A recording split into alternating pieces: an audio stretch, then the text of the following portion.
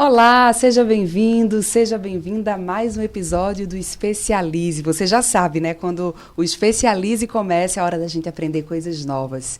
E agora, a cada 15 dias, sempre às quartas-feiras, estamos recebendo aqui especialistas para falar sobre temas importantes, sobre as tendências. Bom, no episódio de hoje, vamos explorar um tema crucial para o futuro: engenharia sustentável e gestão de recursos.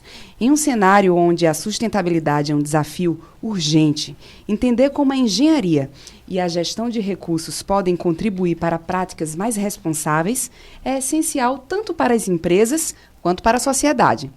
Calma, para a gente entender melhor sobre esse assunto, estou aqui com dois convidados que eu já vou apresentar para vocês. Deiglis Fragoso, que é coordenador nacional da pós-graduação do Grupo C Educacional no Núcleo de Educação. Ele é mestre em Engenharia Civil e Ambiental, doutorando em Desenvolvimento Urbano, com 19 anos de experiência em docência, pesquisa e extensão, além de mentor e consultor em Desenvolvimento Urbano. Seja bem-vindo. Obrigado. Quem também está aqui com a gente é a Adriane Mendes, que é graduada em Ciências Ambientais e mestre em Biologia Animal. E atualmente é gerente de Governança Ambiental e Social do Grupo C Educacional. Seja bem-vinda. Obrigada. Coisa boa. Bom, e aí você que está do outro lado acompanhando, se acomoda, pega um cafezinho, pega uma água, chegou a hora da gente aprender. A pergunta vai ser para os dois. Eu quero saber como é que vocês definem engenharia sustentável. Primeiras damas. Exato. Então, a engenharia sustentável, a gente pode até levar ao pé da letra e levar justamente a engenharia que promove a vida, né? Que gerencia a vida, gerencia toda essa gestão do que nos cerca. Se a gente pensar em tudo que nos cerca, em tudo que vestimos, em tudo que usamos, comemos, vemos, tem utilização dos recursos. Então, a engenharia sustentável é o uso sustentável de tudo que nos cerca. Então, nós dependemos dela, inclusive, para a vida, né? Futura, como você mesma falou. São premissas, né? Premissas de que, inclusive, fincadas em leis, né? Que fundamentam e dão diretrizes até para que a própria engenharia ela vá se desdobrar nessas práticas sustentáveis ou buscar práticas sustentáveis como um mecanismo do novo. Então, hoje em dia, a gente não tem como não falar da engenharia sem pensar naquilo que pode ser reutilizado, naquilo que pode ser de fato sustentável ou como promover o menos descarte possível, né? E isso em todas as engenharias, no sentido mais global. Engraçado que quando eu vi o nome aqui, engenharia sustentável, parece que são coisas que na minha cabeça ficou bem distinto, assim, engenharia sustentável, vou entender agora, mas aí foi ótima a explicação. Adriane, eu queria saber se você poderia compartilhar com a gente o que significa na prática a governança ambiental e social dentro do Grupo C Educacional. Pois é. O Grupo Ser Educacional, né, é um grupo de educação, né? Então, o serviço principal do grupo é trabalhar com educação. Então, nada mais próspero do que você trazer a prática, né, da governança ambiental e social para dentro do grupo. Então, o grupo já, desde da sua criação, da sua primeira universidade, do seu primeiro curso, já tem um trabalho de responsabilidade social e ambiental muito forte. Então, nós temos inúmeros projetos que são desenvolvidos pelo grupo, né, que trabalham com várias temáticas. Então, temos projetos que são centralizados no apoio e no serviço a pessoas com deficiência, que vão desde a prática de esportes de maneira inclusiva, como bike, praia sem barreiras, né, e até tem o voar mais alto e tudo mais, que tem a questão do voo de ultraleve, parapente, também para pessoas. Então, a prática de eventos sociais também, a própria, como a gente estava comentando aqui, da diversidade de coisas que estão no nosso dia a dia, é a gente incorporar justamente no dia a dia tudo isso. Então, nós falávamos de uma maratona. Uma maratona, como é que você torna isso de maneira sustentável? Então, quando você pensa em todos os processos de criação, planejamento, execução, finalização, então, nada mais certo que, por exemplo, uma maratona simples que foi feita pelo grupo aqui na cidade do Recife. Então, o grupo trabalha com a gestão dos recursos que são utilizados para gerar essa maratona e a gestão dos resíduos que são produzidos após essa maratona. E nós tivemos uma neutralização dos carbonos do processo da maratona. Então, é uma maratona carbon free, né? Então, que não gera impactos para a questão social e ambiental, porque tem todos os processos. Então, o social, ele ultrapassa as questões legais, trabalhistas, né? De você não ter trabalho escravo, trabalho infantil, né? O trabalho igualitário, né? A questão dos valores, das contribuições todas, mas também a questão de você trabalhar com empenho, trabalhar com a satisfação. Então, você não só traz o que é obrigatório, mas você precisa trazer o extra a isso também, que é fazer com que as pessoas se tornem inclusas dentro desse processo, sintam-se felizes com isso, né? Então, ninguém quer trabalhar num lugar onde você não se sinta satisfeito, e o Grupo C, ele se preocupa com isso desde o primórdio. Então, nós trabalhamos para que os nossos alunos sejam satisfeitos com nossos cursos e os nossos funcionários também tenham orgulho de onde trabalham. Então, quiser saber um pouquinho mais, pode entrar na página do Instituto, do Grupo C Educacional, para poder conhecer os projetos. Tem projetos em todas as temáticas. Quer deixar o endereço, a página para a gente? Posso sim. Na própria página do Ser Educacional, né, www.sereducacional.com, você entra, vai ter o link para o Instituto, que aí tem uma página própria, mas fica mais fácil entrar por isso, e aí vocês vão ver todos os projetos, e inclusive também, em breve a gente está, daqui para o início de dezembro, lançando também a página do voluntariado, que é justamente uma página onde as pessoas, não só nossos alunos, mas de maneira geral a sociedade, pode se cadastrar para fazer parte voluntariamente dos projetos sociais que a gente tem no Brasil todo. O grupo possui um calendário de eventos que é renovado a todo ano, em que todas as instituições do grupo fazem eventos e que lançam vagas de voluntariado para isso também. Então, vão desde eventos de atendimento à sociedade, a projetos institucionais, até mesmo, como a gente está próximo de chegar agora, o Natal Solidário, né? Então, agora no mês de novembro, nós temos o Florescer, que trabalha justamente com a questão dos 21 dias do combate à violência contra a mulher, né? Trabalhamos também a questão racial, que também é muito forte agora para o mês de novembro, né? Principalmente até o dia 20, né? Que é o novo feriado que nós temos no Brasil, relacionado a justamente a questão da consciência negra, né? Então, nós temos esses 2 eventos principais acontecendo em novembro, mas não impede de ter outros também. Mas nosso calendário ele é recheado de atividades, e aí qualquer um pode participar, se engajar nesse voluntariado, que é bem bacana.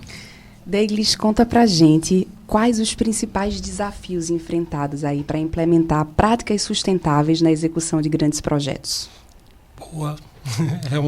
É uma pergunta um pouco capciosa, no sentido da amplitude que ela emerge, né? Quando a gente fala assim, quais são o que é necessário para implantar? Primeiro, a conscientização ambiental. E aí, quando a gente fala de conscientização, a gente fala de todos os atributos que se faz importante para se ter uma gestão sustentável, para se ter uma aplicação de projetos sustentáveis. Isso desde que a gente vai passar, né, perpassar pelas questões sociais, de incluir essas pessoas dentro desse processo, com um desdobramento econômico, se a gente está falando de empresas, ou se a gente está falando de instituições que têm como premissa o fins lucrativo, então a questão econômica ela também está pautada sobre isso. Mas elas não são sobrepostas, elas são equalizadas.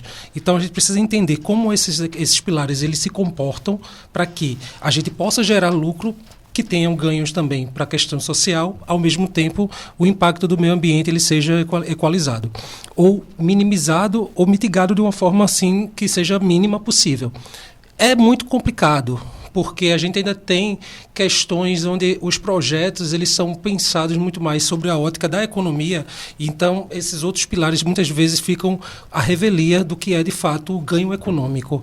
E quando isso vai sendo colocado desde a parte de projeto, quando se projeta desde o início essa inclusão, essa participação efetiva sobre esses pilares, sobre essas questões tanto econômicas quanto sociais, atreladas às questões ambientais, é preciso repensar a questão cultural.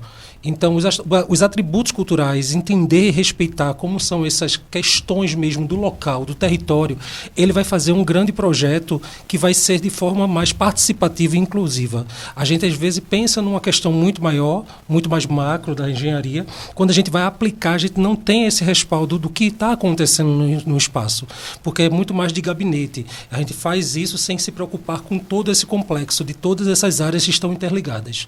E aí, pensar num projeto que tem a ver com sustentabilidade e como esse projeto pode ser efetivo, é quando a gente começa a se desdobrar para entender onde vai ser esse projeto, como esse projeto vai ser aplicado, em que qual é o impacto, né, que isso vai gerar naquela localidade, dentro daquela questão. E a governança vem trazer basicamente também esse olhar, né, de como essa ideologia está posta dentro daquela administração pública ou privada, dentro de como está ali dentro daquele cenário mesmo, como ele vai ser contemplativo. E penso que projetos que tenham vivências e participação mesmo da população local, ele tende a ser mais exitoso, tende a ser mais, né, contemplativo para atender às suas metas e seus objetivos, né? Isso é uma questão mesmo de mudança da cultura, mudança do comportamento que vai sendo implantado e que vai se desdobrando a partir daí, né? Que já vem se desdobrando aí há muito tempo, mas com uma pegada maior agora, mais recentemente, a gente vê essa preocupação maior dessas empresas e instituições com essas finalidades de incluir, de fato. Eu acho interessante, né, que a pauta do meio ambiente é global e ela precisa, né, Adriane, perpassar todas as áreas. É muito importante a gente estar aqui nesse espaço do Especialize, unindo esses dois temas que parecem de universos distintos, mas a sustentabilidade, ela precisa permear o nosso dia a dia, a nossa vida. É preciso que a população tenha essa consciência, né? Exatamente. Na fala de Douglas agora há pouco, eu estava justamente me lembrando disso. Isso é algo que, ao mesmo tempo que é novo quando a gente fala culturalmente na população, é algo que é muito antigo, porque desde a década de 70, com a Conferência de Estocolmo, que aconteceu em 1972, né, que se fala na questão da perspicácia sobre a questão ambiental, né, sobre o uso dos recursos, sobre as legislações. Então, hoje nós temos, quando a gente fala de Brasil, né, mas a maior parte do mundo, né, de maneira geral, mas principalmente Brasil, a gente teve esse movimento acontecendo um pouquinho depois, né, veio década de 70 mundialmente, década de 80 mais ou menos no Brasil, então nós tivemos a Política Nacional do Meio Ambiente, nós tivemos as legislações estaduais que começaram a acontecer em 90 para 2000, né, aqui o estado de Pernambuco, mais ou menos 2000, 2008, 2006, a maior parte das legislações ambientais começaram a serem trilhadas e desenvolvidas em construção com a sociedade. E essa participação social é que é muito importante, né? Porque a gente cria lei para tolher e para conduzir o próprio homem no que ele usa, né? Então, o homem cria lei para ele mesmo, né? Que é justamente o amparo da própria questão do direito ambiental, né, do regimento da sociedade, né? Então, você cria regras e normas para a própria sociedade para que a gente tenha um usufruto. E um dos princípios do direito ambiental que eu acho que é a mola principal de tudo isso é o princípio intergeracional, que é o que você tem que garantir o recurso para gerações futuras. Então, você tem que ter recurso para que quem vem mais na frente, que não nasceu ainda, tenha como viver aqui também. Então, apesar de ser um tema novo, mas é algo que já vem sendo discutido desde a década de 70 e que a gente ainda não conseguiu colocar tanto em prática. Então, nessas situações, a gente vem tendo as legislações, onde a gente é obrigada a cumprir as coisas e que nem sempre se consegue cumprir tudo, mas os órgãos ambientais estão cada vez mais aplicados, né? Aí a briga com o IBAMA, com os órgãos estaduais, para que se tenham novos concursos, novos funcionários, para que isso tenha realmente uma amplitude maior. E hoje você tem uma quantidade muito pequena para o tamanho da nossa extensão territorial para se cobrir em relação à fiscalização. Nós temos leis muito boas, mas falta muita fiscalização em relação a isso, em relação a quantitativo e tudo. Mas essa perspicácia, ela vem sendo monitorada e vem sendo criada ao longo dos anos. Faz parte da cultura também, tá intrínseca nisso. Então, nós temos anualmente as COPs, que são as Conferências das Nações Unidas para o Clima, junto às convenções quadro, né, da ONU, que é justamente a parte de mudanças climáticas. A gente tem também as da biodiversidade, que acontece a cada 2 anos. Esse ano é da COP da biodiversidade, que aconteceu agora há pouco na Colômbia, né, e que ela acaba respaldando do clima, porque ela traz justamente a perpetuação dos recursos animais, vegetais, dos quais a gente faz parte, né? Então, a gente precisa deles, não é só para alimentação, não é só para isso, mas é para a manutenção da vida. Eu lembrei de um episódio, eu estive em Campo Grande, no Mato Grosso do Sul, recente, e aí cheguei na cidade, de repente parecia neblina e era fumaça das queimadas. A cidade, ela fedia queimado, e eu fiquei horrorizada, e principalmente porque as pessoas elas não se impressionavam com isso. Já estavam acostumadas. Já gera uma romantização do processo. Eu fiquei chocada, assim, né? Trazendo essa questão só porque é uma pauta que realmente precisa estar no dia a dia de todo mundo. E eu fico pensando aqui agora comigo, qual a posição, o recorte do Brasil, né, a nível mundial dentro dessa priorização da sustentabilidade para a execução dos projetos? A gente saberia trazer essa informação? O Brasil ele tem um papel de grande importância a nível global quando se fala de meio ambiente, né?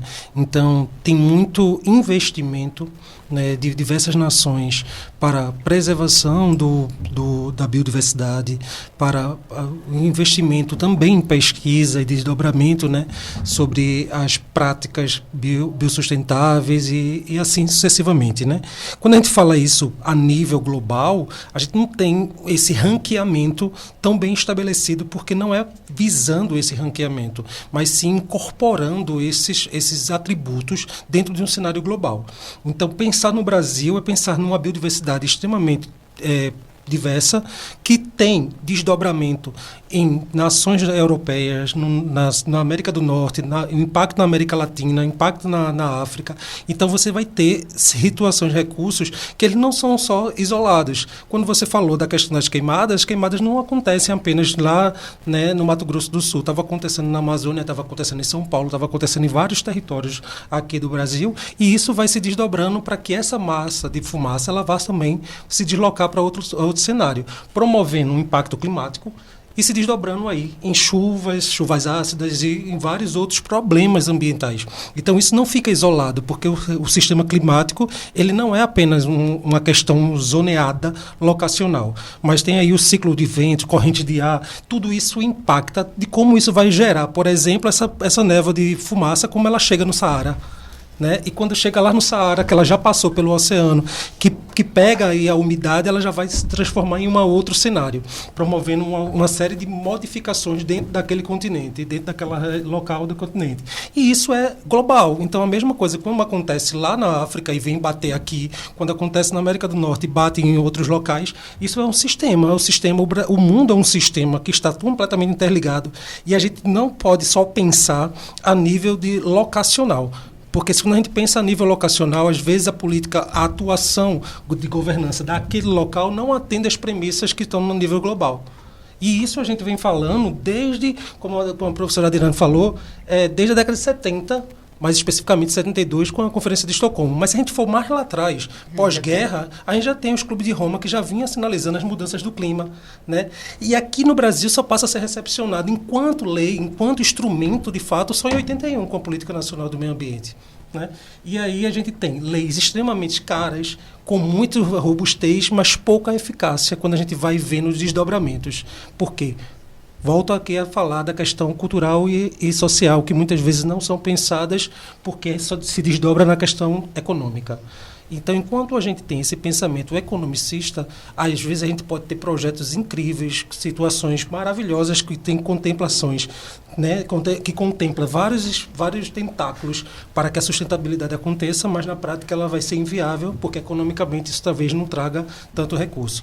Aí surge a questão do ESG como uma ferramenta de transformação, né?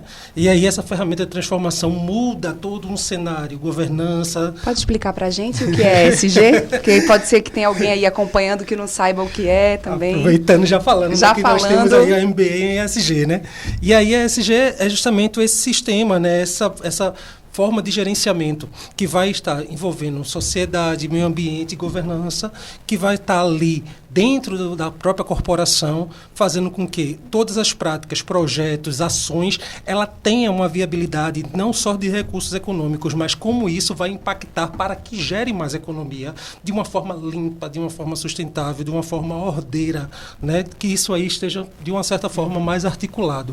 E aí isso vem ganhando espaço, a gente vai vendo que 15% das nossas... em termo global, né, das nossas empresas, nossas corporações, elas vêm adotando essas medidas porque ganham também incremento, né, fiscal, ganham também investimento, incentivo também de parcerias públicos-privadas que possa aí fomentar aí o aumento da sua receita.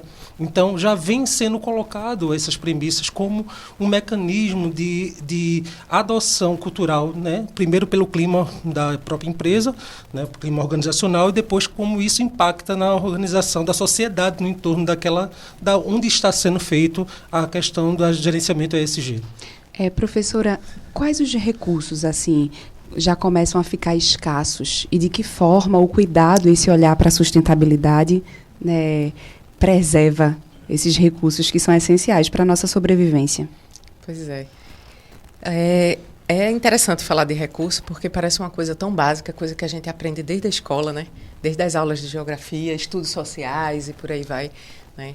E ao mesmo tempo, é algo extremamente atualizado e extremamente difícil de se falar também, né? Mas os recursos naturais, eles movem nossa vida. Inclusive, historicamente, o homem passa a se desenvolver enquanto sociedade, enquanto homem. Nossas eras, né, nosso tempo ao longo da nossa linha da história, ele toma nome à medida que a gente começa a desenvolver o uso dos recursos. Então, a pedra lascada, a pedra polida, ela vem disso. Ela vem do desenvolvimento do homem com o uso dos recursos. A partir do momento que ele começa a identificar quais são os elementos ali das rochas que ele consegue quebrar e fazer lasca e consegue polir, ele começa a diferenciar o uso dos recursos. Então, esse uso dos recursos, ele vem desde a nossa existência, do início da nossa existência e das nossas habilidades, né? E aí isso só aumenta, né, com a idade dos metais, a idade do ouro, do ferro, do bronze e por aí vai. E o uso dos recursos é a principal mola de vida do ser humano e da nossa sociedade de maneira geral. Ele é incentivador, inclusive motivo para guerras, para divisões de territórios, né? Mas também é o grande impulsionador do desenvolvimento da gente, da nossa tecnologia. Então, recursos que a gente passa a desenvolver tecnologias para se buscar esse recurso e ele passa a ser rentável, né? E deixa de ser rentável. Então, porque não é interessante explorar o pré-sal? Porque a gente tem um custo muito alto para chegar no pré-sal e não vale a pena, e a qualidade. Então, toda essa desenvoltura, a gente poderia passar mais umas 2 sessões de podcast só falando disso, né? Mas a questão do uso dos recursos, ela muda conforme o tempo. Aquela coisa que a gente aprendeu, né, quando era pequeno, que o recurso é renovável, não renovável. A maior parte dos recursos, ele já deixou de ser, já não é mais não renovável, né? Então, a água já não tem mais renovação. Então, a água que a gente usa hoje é a mesma que está no planeta já há séculos. Então, se você pensar isso, que ela vem se transformando ao longo das eras, né? Ao longo do que a gente está aí, que a gente tem uma perda de água potável, a gente tem uma perda de uso de energia muito grande, né?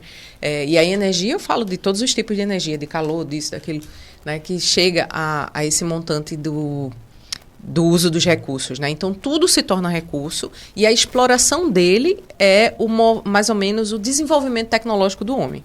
Esse desenvolvimento tecnológico, ele precisa ser equilibrado. E aí, para ter esse equilíbrio, a gente tem não só as leis e regras, mas o desenvolvimento tecnológico, até mesmo para isso, né? E aí, entrando e voltando à engenharia sustentável, ela traz justamente isso com a rearrumação do ESG, né? Então, ESG é um termo novo, mas ele é uma repaginação, uma reorganização do que a gente chama de gestão ambiental. É uma gestão ambiental voltada para processos eficientes, tecnológicos, né? Onde você vai incorporar maneiras de se gerir uma empresa, maneiras de você trazer para dentro dessa empresa a valoração econômica e ambiental daquele recurso, minimizar os gastos. Então, você passa a mostrar que a questão ambiental e social dentro de uma empresa, ela, na verdade, é um investimento e ela vai te gerar lucros também mais para frente, né? Então, desde das coisas mais simples, desde você diminuir o gasto com papel, com água, com energia, né? Que são as coisas mais procuradas, né? Básica, e mais procuradas, né? Então, vou colocar aqui torneira com aerador. Trocar o copo descartável pelo copo de vidro. Exatamente.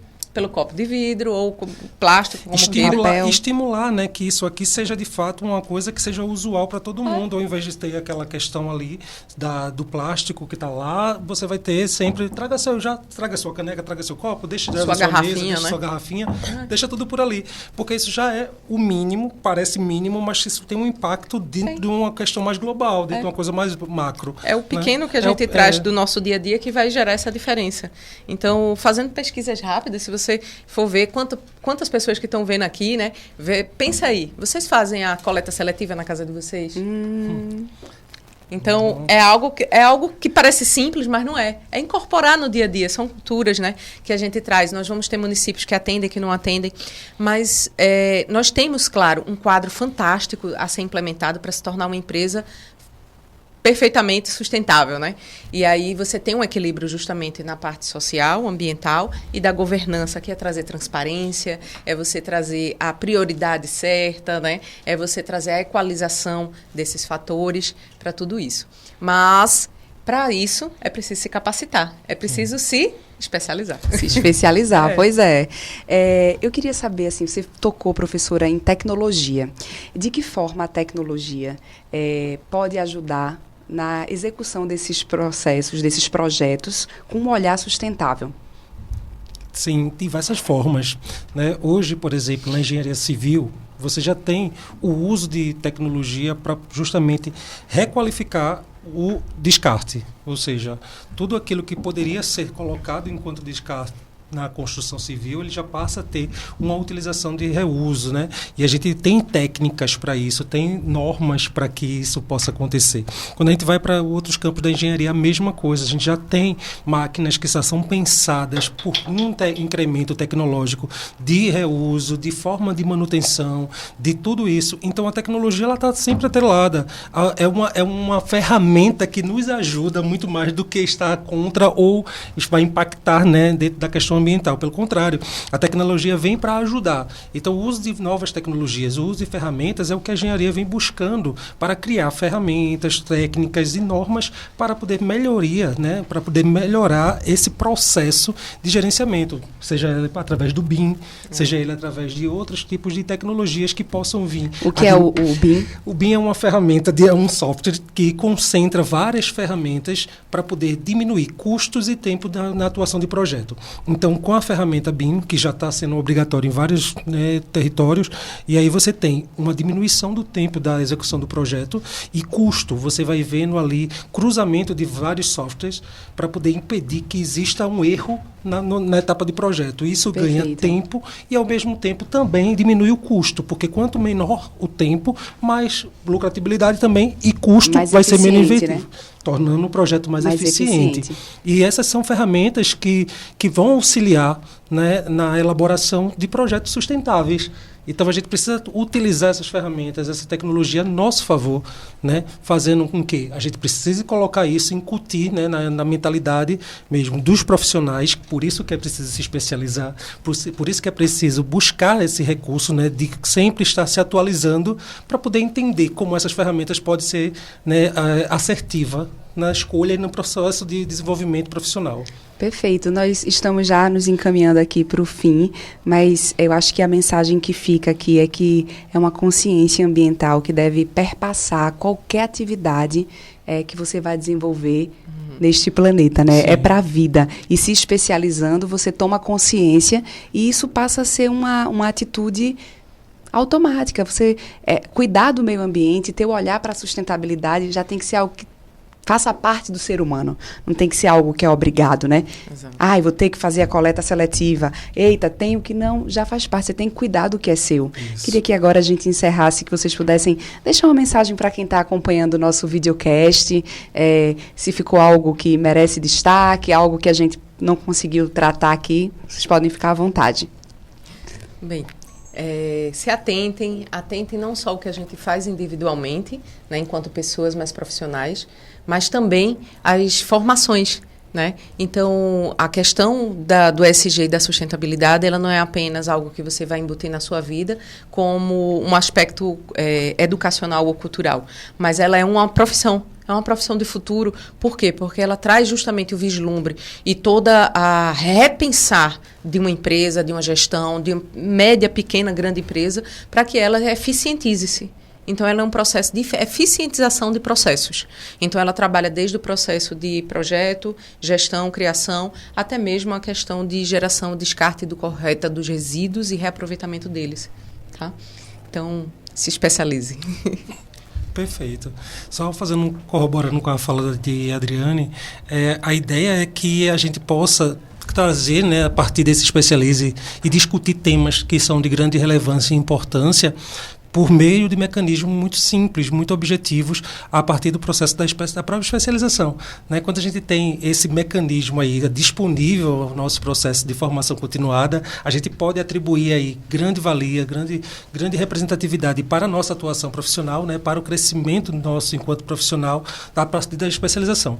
Então, é uma dica, né? Chamar aí vocês para matricular-se nos nossos cursos de pós-graduação e percebam o quanto que a gente vai trazer de riqueza, de conhecimento, conteúdo e técnica, porque além da teoria você vai ter a prática, né? Então é importante auxiliar esse processo nessa construção de formação contínua, buscando sempre um olhar sustentável, um olhar de preocupação com todos esses atributos que a gente já vem aqui falando nesse Especialize. E diga-se passagem, as melhores práticas, né? Exato. Então procure o MBA de vocês, o MBA de ESG, que o grupo tem, né? Bem bacana, traz profissionais fantásticos do Brasil inteiro e de fora dele, né?